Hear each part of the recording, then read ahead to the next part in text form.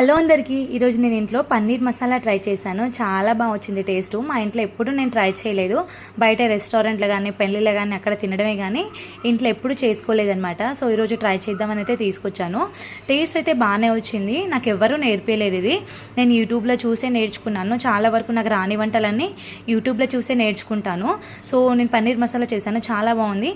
యూట్యూబ్లో చూసేటప్పుడు ఏంటంటే అన్ని ఇంగ్రీడియంట్స్ ఉండాల్సిన అవసరం లేదు. మన దగ్గర ఉన్న ఇంగ్రీడియంట్స్ తోటే చేసేయచ్చు. టేస్ట్ బాగానే వస్తుంది. ఇందులో కూడా అంతేనమాట. నా దగ్గర ఉన్న ఐటెం తోటే చేసేసాను. బట్ చాలా బాగా టేస్ట్ వచ్చింది. నేను రాదేమో అండ్ ఫస్ట్ టైం ట్రై చేస్తున్నాను కదా, చాలా నర్వస్గా కూడా ఉండే. సో ఫైనల్లీ అయితే టేస్ట్ చాలా బాగా వచ్చింది.